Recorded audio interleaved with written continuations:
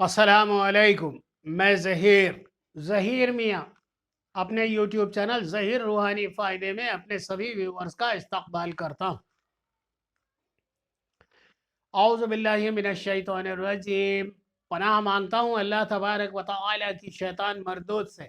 بسم اللہ الرحمن الرحیم، اللہ کے نام سے شروع جو نہایت مہربان رحم فرمانے والا ہے۔ لاکھوں کروڑوں درود و سلام نبی کریم صلی اللہ علیہ وآلہ وسلم اور ان کی اہل بیت پر۔ اللہ سبحانہ و تعالیٰ کی رحم و کرم دیکھیے کہ اس نے ہمیں امت مسلمہ میں پیدا کیا، کلمہ گو بنایا، اور اس کلمے کی برکتوں سے ہمیں بے شمار نعمتیں عطا فرمائیں۔ جن نعمتوں میں سب سے پہلے ذکر کرنے کے لائق چیز ہے قرآن مجید، نماز، روزہ، حج، زکوٰۃ، تقوی۔ یہ چیزیں ہمیں مؤثر آئیں، ورنہ آپ لوگ خود آنکھ اٹھا کر دیکھیں کہ دنیا کے اندر جتنی بھی قومیں ہیں وہ کن کن چیزوں کو پوج رہے ہیں۔ کوئی چاند کو پوج رہا ہے، کوئی سورج کو، کوئی درخت کو، کوئی پیڑ کو، کوئی پتھروں کو، کوئی کاغذ کو، کوئی دفتی کو، کوئی لکڑی کو، دنیا کی اشیاء، اور اس میں مختلف چہرے تراشے گئے ہیں اور ان کے آگے۔ یہ کون سی قومیں ہیں؟ یہ وہ قومیں ہیں جنہیں ہدایت کی کتاب آنے کے بعد بھی انہوں نے ہدایت کی کتاب کو پڑھا نہیں، اور انہیں ہدایت مؤثر ہی نہیں آئی۔ اور بڑی ہی اللہ کی ایک آنکھیں کھول کر دیکھ لیجئے، جس دن سے یہ دنیا قائم ہوئی آج تک ہر چیز کو تراش کر نئی نئی شکلیں دی جاتی ہیں، اور انہیں پھر اپنے مقصد کے حساب سے اپنے ناموں سے پکارا جاتا ہے، اور پھر اس کو اپنا معبود مان لیا جاتا ہے۔ اب آپ خود سوچیں کہ اللہ کا کتنا کرم ہے، کتنی کرم نوازی ہے کہ اس نے ہمیں مومن بنایا، پیدا ہی کر دیا۔ اس کا شکر بجا لائیں، اس کی نمازوں کی آپ حفاظت فرمائیں، نمازیں وقت پر ادا کریں۔ قرآن پاک کی کچھ برکتیں جن کا میں آج ذکر کر رہا ہوں، ضرور سنیں۔ قرآن مجید کے جاننے والوں کے لیے قرآن میں بے شمار خزانے پوشیدہ ہیں، ان سے مستفیض ہوں۔ نمبر 1، سورہ یاسین شریف۔ جو شخص فجر کے بعد سورہ یاسین شریف کی تلاوت کرے گا، یقین جانیے اللہ تبارک و تعالیٰ اپنے حکم اور اپنے فضل و کرم سے اس کی خواہشیں پوری فرمائے گا۔ نمبر 2، سورہ واقعہ۔ بعد مغرب کی نماز کے بعد یا عشاء کی نماز کے بعد جو بھی شخص متواتر روزانہ سورہ واقعہ کی تلاوت فرمائے گا، انشاءاللہ تعالی کبھی بھی فقر و فاقہ نہیں دیکھے گا، اس کے رزق میں بے شمار بے شمار بے شمار برکتیں ہوں گی۔ نمبر 3، سورہ کوثر۔ بسم اللہ الرحمن الرحیم، انا اعطیناک الکوثر فصل لربک وانحر ان شانئک هو الابتر۔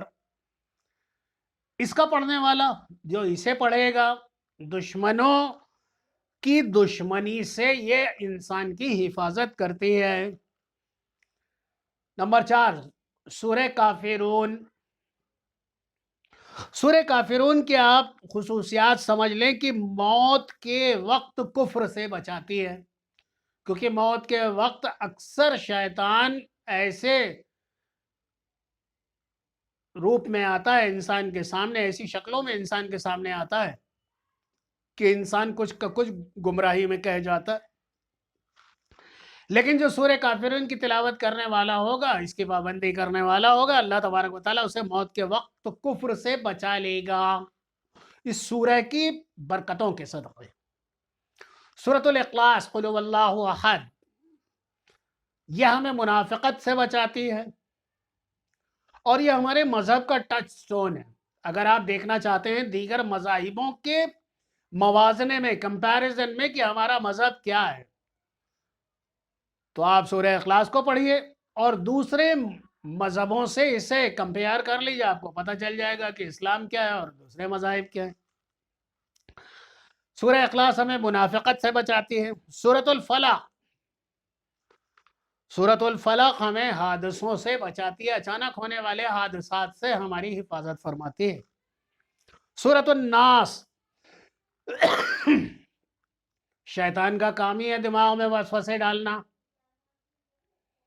انسان کو خرابی کی طرف راغب کرنا، خراب کاموں کی طرف ڈھکیلنا، خراب کام لینا اور خرابی میں اس کو گھسڑ دینا، کوئی آدمی اس میں ڈوب جائے، محب ہو جائے۔ سورۃ الناس کی ایک سب سے بڑی خاص بات یہی ہے کہ اللہ تبارک و تعالی انسان کو وسوسوں سے بچائے رکھتی ہے شیطانی۔ آمین۔ آج میں آپ کو بتاتا ہوں من پسند شادی۔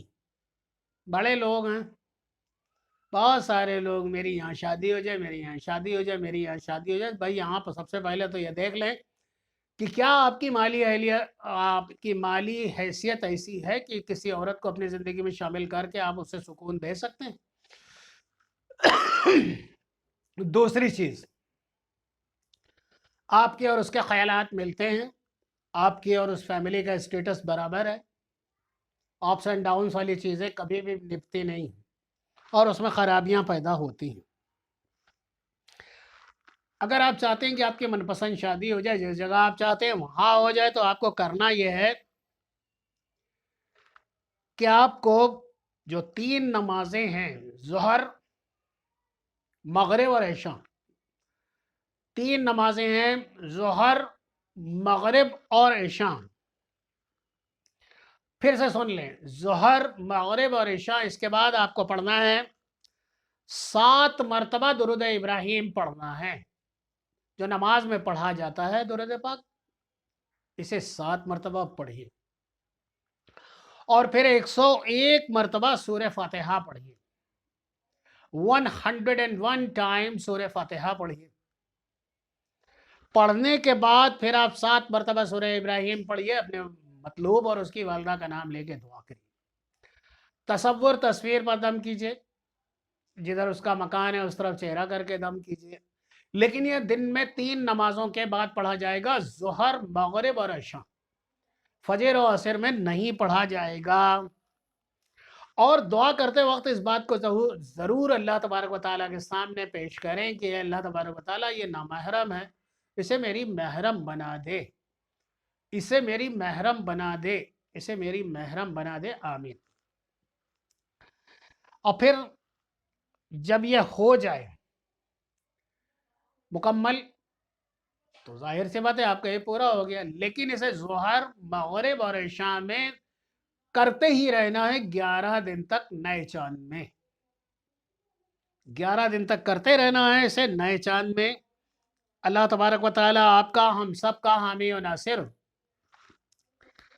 اللہ تبارک و تعالیٰ سے میری دعا ہے، خاص طور سے ہماری یوتھ، مسلمان نوجوان جو اس وقت دین کی بے رغبتی کا شکار ہے، اس کو یہی نہیں سمجھ میں آ رہا ہے کہ میں ماڈرن بن جاؤں یا ٹریڈیشنل کپڑے پہنوں، میں فیشن والی داڑھی رکھ لوں کہ شرعی داڑھی رکھ لوں۔ اے مومن نوجوانوں، ابھی وقت ہے، دنیا میں، پوری دنیا میں اسلام کے مخالفت کرنے والی طاقتیں شروع سے تھی، جب سے وجود میں آیا ہم تو تب سے اسٹرگل کر ہی رہے ہیں۔ اسلام نے تو تب سے اسٹرگل کیا جب سے وجود میں آیا، 313 تھے تب بھی بدر میں لڑے اور آج بھی لڑ ہی رہے ہیں۔ لیکن ہاں، میری آپ سے درخواست اتنی ضرور ہے کہ اپنے شب و روز آپ ایسے گزاریں کہ جب غیر مومن آپ کو دیکھے تو اس کے اپنے آپ کو غیر مومن ہونے پر شرمندگی اور شرمساری ہو۔ ایسا نہ ہو کہ وہ آپ ہی کو دیکھ کر آپ کو مذاق کی وجہ سمجھے اور مذہب اسلام پہ لعن طعن کرے۔